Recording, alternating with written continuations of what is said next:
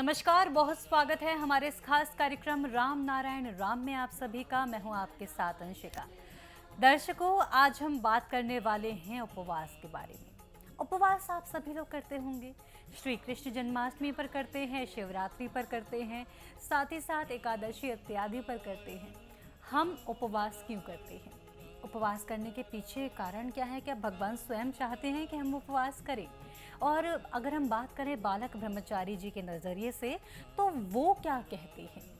उनके नज़रिए से उपवास को कैसे देखा जाता है? इस सीरीज़ में हम इसी पर बात कर रहे हैं।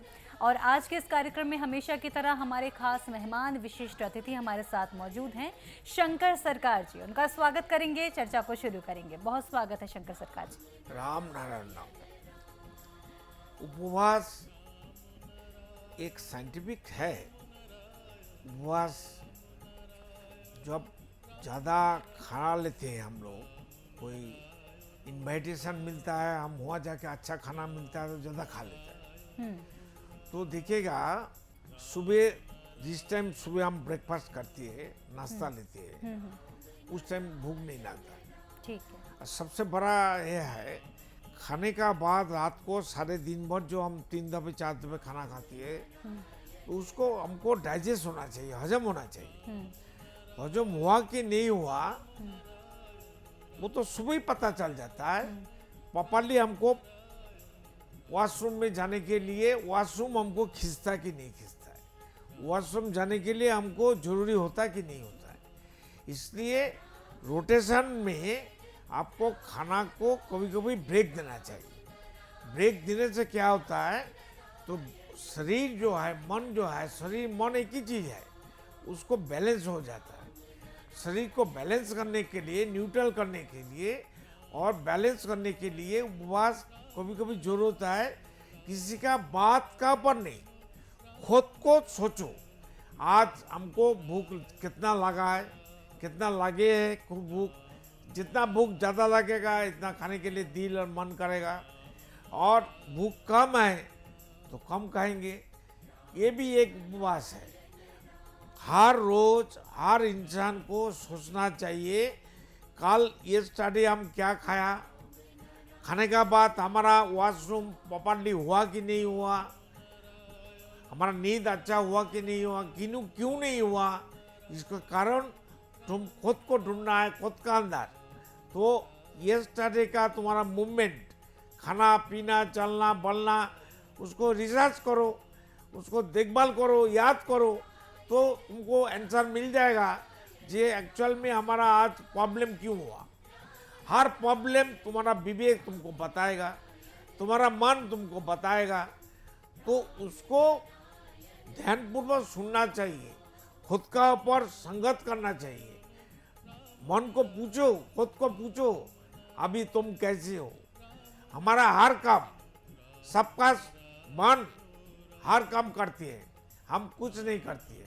हमारा मन नहीं चाहेगा, मन को नहीं बताएंगे तो हाथ उठेगा, यहाँ कीड़ा बैठ गया सिर पर, तो ब्रेन बोलता है मन को, देखो हमारा मन को बोलता है, बताता है एक कीड़ा तुम्हारा बाल पर बैठा है, तो हम मन को बोलेंगे अच्छा उठाओ बाहर कर दो, तो हाथ उठ जाता है, सिर पर चले जाता है, वो निकाल के बाहर फेंक देता है। तो उपवास करने के लिए कोई अलग धर्म मजहब का बात नहीं है, वो अपना अपना सोच है, अपना अपना समस्या है।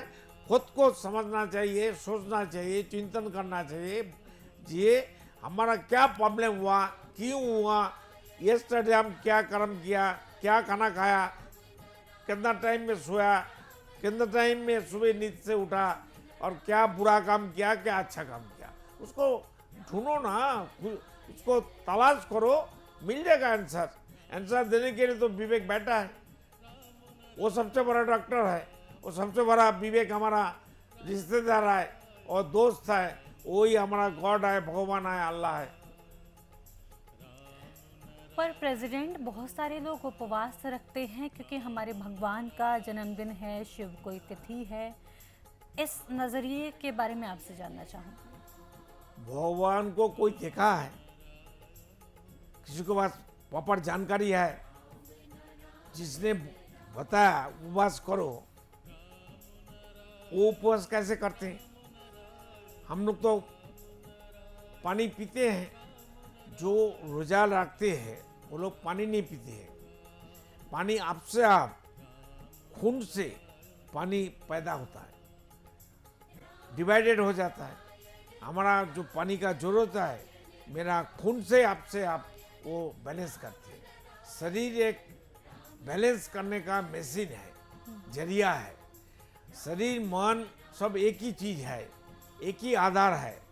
अलग अलग टाइम में हमारा चाहने का माफी हम जैसे डिमांड करेंगे, मांगेंगे, खुद का अंदर मन को, वो हमारा प्रोडक्ट बना के दे देता है। इसलिए भगवान, ऊपर वाला, वो सब बोलने का एक जरिया है। ये सब सोचने का जरूरत नहीं है। भगवान जो हमारा अंदर विवेक बन के बैठा है, अलग से भगवान का ढूंढने की क्या जरूरत है। आपको मालूम है हिरण है ना, हिरण आपको हिंदी में क्या बोलता है? हिरण बोलता है ना। हिरन ही बोलते हैं। हिरण का मणिपुर में नाभि में एक कस्तूरी होता है, तो उसको इतना सुगंध होता है, उसका पीछे वो भागता है, लेकिन उसका शरीर में है उसको पता नहीं है। तो हम लोग को पता होना चाहिए जितना समस्या हो रहा है, जिस कारण से हो रहा है, उपवास करना है कि नहीं करना है, तो खुद आंसर हमारा अंदर ही है। दूसरा का बात सुनने का जरूरत नहीं है। हमारा विवेक हमारा गुरु है, विवेक हमारा अल्लाह है, विवेक हमारा गॉड है, विवेक हमारा भगवान है, विवेक हमारा ईश्वर है। भगवान हमारा सबका अंदर बसा हुआ है, ठहरा हुआ है, और वो हमारा दास बन के बैठा है, हमको जगाने के लिए, हमको उज्जीवित करने के लिए, हमको कर्म करने के लिए, हमको ज्ञानी बनाने के लिए, हमको अच्छा भगवान बन के ही आया। हम जब पैदा हुआ, जन्म लिया, भगवान बन के पैदा हुआ, फिर शैतान बन गया। तो भगवान बन के तो हमको जाना है, शैतान बन के हम मरेंगे क्या? मरने का टाइम शैतान हो जाएंगे। जन्म तो लिया साधु बन के, सन्यासी बन के, कर्म हमारा धर्म है, मत तो हमारा त्याग है। क्या त्याग करेंगे? त्याग करने के बाद शरीर को त्याग कर दिया, अगर लेके क्या जाएंगे? तो अभी जैसा कि बताया कि हमें जो है विवेक की बात सुननी है। अगर विवेक हमसे कह रहा है कि आपको अपने शरीर का ध्यान रखना चाहिए, आपको उपवास करने की ज़रूरत है, क्योंकि कहीं ना कहीं कई बार ऐसा होता है प्रेसिडेंट, हम सभी समझते हैं कि बॉडी अपने आप इंडिकेट करने लगती है कि क्लेंस नहीं हो रहा है, अब आप खाना मत खाइए तो डिटॉक्स होगा, तो जो एनर्जी है तो डिटॉक्स करने में लगेगी। तो प्रेसिडेंट, जब ये जैसा कि हम अपने विवेक की बात सुनते हैं, तो कहीं ना कहीं क्या ये हमारे जो और सनातन हैं, सनातन धर्म है, उसमें तो ऑलरेडी ये सारी चीज़ें बताई गई हैं कि आप ऐसे एकादशी को चावल मत खाओ और इस तरह से फास्टिंग करो। तो कहीं ना कहीं क्या ये विवेक के बारे में ही बातें हैं कि विवेक से पहले क्या धर्म ग्रंथों को ये चीज़ें पता है? आप जंगल में कभी घूमने के लिए गया है? फॉरेस्ट में, नॉर्थ बंगाल में एक फॉरेस्ट है, हमारा घर का थोड़ा दूर में एक सुंदरबन बोल के एक फॉरेस्ट है। अच्छा। हर देश में या कंट्री में एक फॉरेस्ट है, उसमें कितना हरियाली है, पेड़ पौधे बहुत है, कितना जीव जानवर है, प्राणी है। वो लोग को लिए तो उपवास की जरूरत नहीं पड़ता है। वो लोग को भूख लगता है तब खाता है। हाँ। भूख लगता है, शेर, चीता और लायन उसको शिकार करते हैं, लेकिन वो लोग को लिए कुछ जरूरत नहीं पड़ता है। मनुष्यों के लिए, इंसान को लिए उपवास, पूजा पाठ, स्कूल में जाना, बीमारी होने का बाद हॉस्पिटल जाना, तो हम लोग को जरूरत नहीं पड़ता है। तो वो लोग को जरूरत नहीं पड़ता, हमको क्यों जरूरी समान हो गया, चिंतन हो गया। हमको सोचना चाहिए, दिल का बात सुनेंगे, मन का बात सुनेंगे, विवेक का बात सुनेंगे, तो हम भी भगवान है। अलग से भगवान को ढूंढने का, उनका अलग से किताब पढ़ के भगवान को पहचानने का कोई जरूरत नहीं है। शरीर एक किताब है, हमारा हर आदमी, हर इंसान का शरीर एक वेद है, एक पुस्तक है, एक वेद ग्रंथ है। उसको पाठ करो ना, उसको देखो ना, हमारा शरीर का अंदर क्या है, क्या नहीं है, आगे क्या करना चाहिए। शरीर तो बात करना चाहती है, हमारा मन बात करना चाहते हैं, हमारा संगत करना चाहती है, हमारे साथ मिलना चाहती है, हमारे साथ दोस्ती करना चाहती है। हम खुद का साथ दोस्ती नहीं करते हैं, खुद खुद को प्यार नहीं करते हैं, कुछ भी हम खा लेते हैं, वो मना करते हैं, मन बोलता मत खाओ तो भी हम खा लेते हैं, पी लेते हैं। ऐसा होना नहीं चाहिए। जब तक खुद खुद का प्यार ही नहीं होगा तो खुद खुद का दुश्मन बन जाएगा। खुद खुद का दुश्मन बनना, खुद खुद का मत के बाद मुक्ति नहीं मिलेगा, वो जानना में जाएगा। प्रेसिडेंट, अभी आपने कुछ समय पहले ये भी कहा था कि वेद ग्रंथों को पढ़ने की क्या ज़रूरत है, नहीं पढ़ना है। आपके इस बात से बहुत से जो सनातनी हैं वो नाराज़ भी हो सकते हैं, लेकिन क्योंकि हमें पता है कि आप हर बात लॉजिक के साथ में बोलते हैं, तो मैं आपसे लॉजिक समझना चाहती हूँ। अगर आपका कोई बीमारी हुआ तो हॉस्पिटल जाता है, डॉक्टर के पास जाता है, तो डॉक्टर पहले मेडिसिन देता है, उसी से काम नहीं होता है, बीमारी दूर नहीं होता है, ठीक नहीं होता है। डॉक्टर क्या बोलता है, जे तुमको ऑपरेशन करना है, तो ऑपरेशन के लिए हम रोते हैं, घर वाला बोलता है नहीं ऑपरेशन करना ही पड़ेगा, हमारा डॉक्टर का बात मानना ही पड़ता है। तो हम रोते हैं, डॉक्टर सुनते हैं, वो तो ऑपरेशन करता है। इसलिए ऑपरेशन का जरूरी है। इसलिए बातों में काम नहीं चलता है, प्रैक्टिकल होना चाहिए, प्रैक्टिकल में जीना चाहिए। हर चीज में हकीकत होता है, सच्चाई होता है। जो सच्चाई सबको पता है तो भी हम लोग सच्चाई को लेता नहीं है, सुनता नहीं है, उसको बाईपास करती है। लेकिन खुद को पहचानो, खुद को समझो, खुद को प्यार करो, खुद का बात खुद सुनो, जो क्या कहना चाहती है, हमारा दिल मेरे को क्या बताता है। दिल का प्यारी होना सब इंसान को जरूरी है।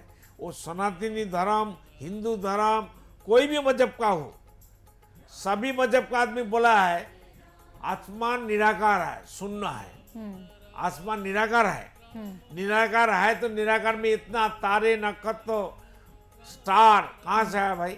आसमान से ही तो पैदा हुआ, सृष्टि हुआ, और आसमान में ही विराज कर रहे हैं वो लोग, उसका घर आसमान ही है, और हम भी अभी आसमान में ही हैं। क्यों? हम जिस धरती के ऊपर हम अभी बैठा है, धरती आसमान में है, आसमान से आया है, आसमान में भी घूम रहा है, तो आसमान ही हमारा सब कुछ है।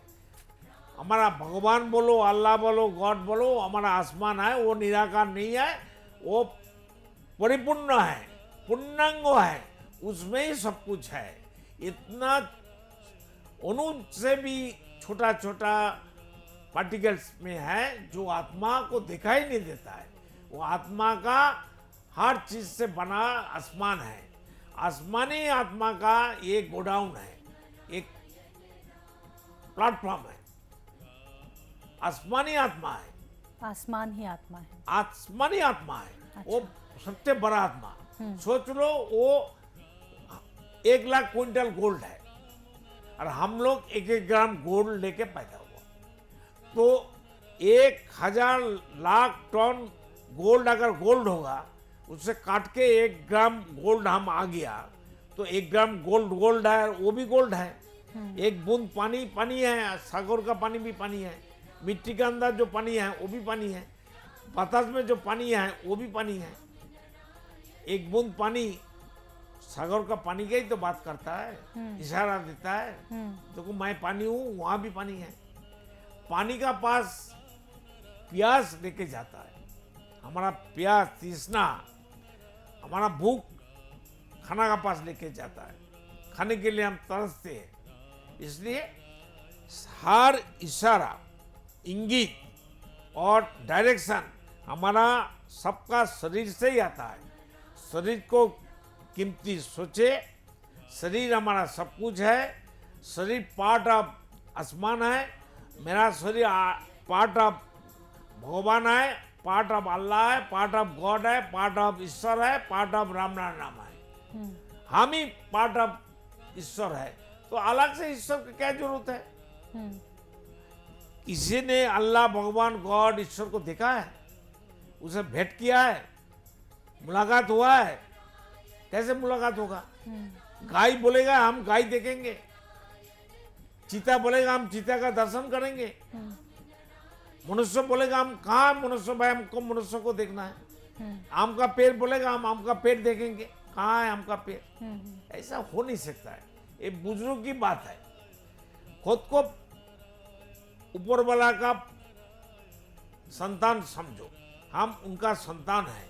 सबका अपना आदमी है, रिश्तेदार है, संतान दल का सारे मेंबर है। सभी मेंबर को अपना आदमी सोच के सबको अधिकार है ये दिल में बसा के सबको जीने के लिए जगह कर दो, सबको एक कॉमन प्लेटफॉर्म बनाओ, सब जिए, सब एक ही ईश्वर, एक ही धर्म, एक ही मजहब होना चाहिए। अरे भाई 60, 70, 100, 100, 200 साल बाद कौन तुम्हारा ठिका लेगा? ठिका कौन लेगा भाई मरने का बाद? तुम्हारा मरने का बाद कर्म तुमको ही करने पड़ेगा। हमारा कोई बुरा कर्म मेरा मामा पापा मेरा बेटा बेटी तो नहीं लेगा। तो हमारा मुक्ति का काम, हमारा अगला जन्म का, अगला जीवन का काम मेरे को खुद को करना है। अगर खुद को जीना है तो खुद जियो और दूसरों को जीने दो।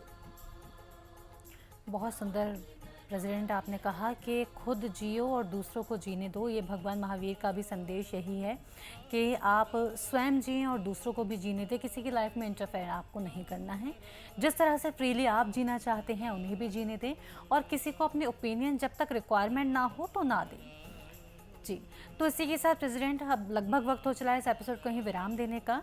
तो मैं एक बार अपने व्यूअर्स को बता देती हूँ जो हमारे जो संतान दल है उससे जुड़ने का प्रोसेस। अगर आप जुड़ना चाहते हैं तो आप बिल्कुल जुड़ सकते हैं। हमारे टीवी स्क्रीन पर नंबर मिल जाएंगे आपको, डिस्क्रिप्शन बॉक्स में आपको डिटेल्स मिल जाएंगी। डिटेल्स पर जाकर के आप कनेक्ट कर सकते हैं। इसके साथ आपको मैं ये भी बता दूं कि संतान दल के द्वारा अगर आप चाहते हैं कि बहुत अच्छे काम जो ऑलरेडी वो करते हैं उनके द्वारा और ये काम किए जाएं, तो आपके सहयोग की आवश्यकता थोड़ी ज़रूर होगी। उसमें आप डोनेट कर सकते हैं। आपकी जितनी इच्छा है उतनी इच्छा स्वरूप आप डोनेट कीजिए। जितना आपका मन है उतना आप डोनेट कर सकते हैं। जितनी आप पॉसिबल है आपके लिए उतना आप डोनेट कर सकते हैं। आपको बता दूं संतान दल के द्वारा बाढ़ से ग्रसित लोग जो होते हैं, जिनके घर में प्रॉब्लम होती है, बाढ़ के द्वारा जो त्रासदी में परेशान हो जाते हैं उनकी मदद की जाती है। बच्चों को शिक्षा दी जाती है। और साथ ही साथ संतान दल के द्वारा एक वृद्धाश्रम चलाया जाता है जिसमें वृद्ध जो लोग होते हैं जिनके संतानें उन्हें घर से बेदखल कर देती हैं, बाहर निकाल देती हैं, उनके लिए इनिशिएटिव है कि उनको सहारा मिले, उनको छत मिले, उनका वहाँ पर ख्याल रखा जा सके। और जो आप डोनेट करेंगे उससे उनका भी भला होगा, और जब उनका भला होगा तो दिल से दुआ तो आपको ज़रूर देंगे जो आपके लिए बहुत ज़्यादा फ़ायदेमंद भी साबित होगी। इसी के साथ मैं लेती हूँ आपसे आज्ञा। डोनेट करना चाहते हैं डिस्क्रिप्शन बॉक्स में डिटेल है, बिल्कुल डोनेट कीजिए। मन में कोई सवाल है उसका भी जवाब ज़रूर मिलेगा। इसी के साथ लेती हूँ इजाज़त, फिर होगी मुलाकात। तब तक के लिए नमस्कार। आप देख रहे हैं हमारा खास कार्यक्रम राम नारायण राम शंकर सरकार जी के साथ राम नारायण रामशाह। यह एक महाध्वनि और बीज मंत्र है। यह सभी समस्या का संपूर्ण समाधान है। आप लोग इन्हें अपना के देखिए मन और दिल में क्या प्राप्त हो रहा है।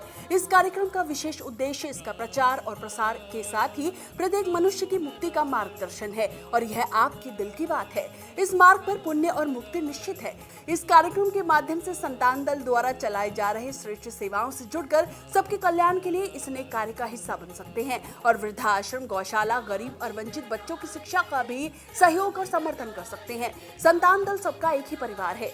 अकाउंट नेम संतान दल, account number 266505000657, IFSC code ICIC 0002665। पूरी तरह जानने के लिए आप संस्था के फोन नंबर पर संपर्क कर सकते हैं। Phone number 6291342066, 9836073503। Email ID santandal1960@gmail.com।